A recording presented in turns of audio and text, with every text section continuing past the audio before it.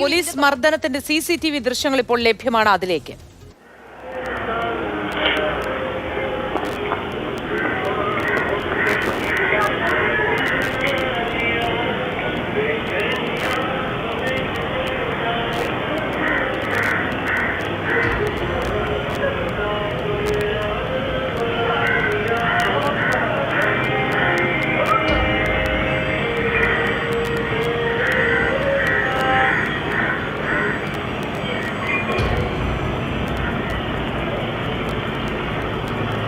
Police പുറത്തുവിട്ട CCTV ദൃശ്യങ്ങളാണ് ഇത്.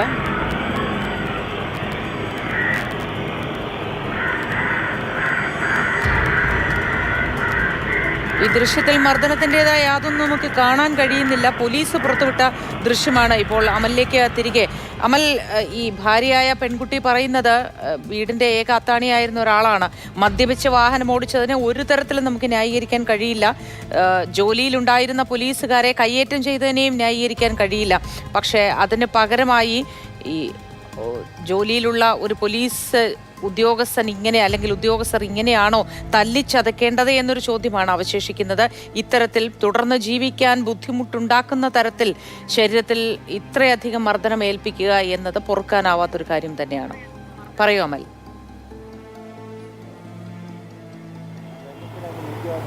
മോത്തി, പോലീസ് ഈ വിഷയവുമായി ബന്ധപ്പെട്ട് ഇന്നലെ വാർത്തയായതിനു ശേഷമാണ് എന്തെങ്കിലും തരത്തിലുള്ള ഒരു ഇടപെടൽ ഉണ്ടാകുന്നത്. നിലവിൽ പോലീസ് കമ്മീഷണർ ഒരു റിപ്പോർട്ട് തേടിയിട്ടുണ്ട്. ആ കമ്മീഷണർ റിപ്പോർട്ടിന്റെ അടിസ്ഥാനത്തിൽ തുടർ നടപടികൾ ഉണ്ടാകും എന്നുള്ളതാണ് പറയുന്നത്. പോലീസ് ഈ വിഷയത്തിൽ കൈകഴുകി ഒഴിയുകയാണ്. ഇങ്ങനൊരു സംഭവമേ നടന്നിട്ടില്ല എന്നുള്ള തരത്തിലാണ് പോലീസിന്റെ പ്രതികരണം. പുറത്തുവിട്ട CCTV ദൃശ്യങ്ങളിൽ കാര്യങ്ങളൊന്നും വ്യക്തമല്ല. ഒരു ആംബുലൻസ് വന്ന് നിൽക്കുന്നുണ്ട്, ഒരു പോലീസ് വാഹനം കാണുന്നുണ്ട്, അതിന്റെ ലൈറ്റ് കാണുന്നുണ്ട് എന്നതിനപ്പുറത്തേക്ക് കാര്യമായി ആ ദൃശ്യങ്ങളിൽ ഒന്നുമില്ല. ഈ കമ്മീഷണർ ഇപ്പോൾ ഒരു അന്വേഷണം പ്രഖ്യാപിച്ചിട്ടുണ്ട്. ഈ വിഷയത്തിൽ റിപ്പോർട്ട് നൽകണമെന്നാണ് ആവശ്യപ്പെട്ടിരിക്കുന്നത്. മറ്റേതെങ്കിലും തരത്തിലുള്ള പരാതിയുമായി നിങ്ങൾ പോകുന്നുണ്ടോ? ഇതിപ്പോ ഇതിൽ കൊണ്ട് നമുക്കൊന്നും നടന്നില്ല എന്നുണ്ടെങ്കിൽ ഇതിന്റെ മേൽത്തട്ടിൽ ഏതറ്റം വരെ പോവേണ്ടി വരും. ഞാൻ പോകും, മുഖ്യമന്ത്രിക്കടക്കം ഞാൻ പരാതി കൊടുക്കും. കാരണം ഇങ്ങനെ ആക്കി വിട്ടപ്പോ എന്റെ ഫാമിലിയാണ് പോകുന്നത്. ഇപ്പൊ ഈ പുള്ളിക്കാരനെ വന്ന് നേരിട്ട് കണ്ടാ അറിയാം. കൈ ഒടിഞ്ഞിട്ടുണ്ട്, കയ്യിലൊരു മുറിവില്ല. സാധാരണ ബൈക്ക് ആക്സിഡന്റ് ആയി കൈ ഒടിയുന്നുണ്ടെങ്കിൽ അവിടെ ഒരു മുറിവ് വരണം.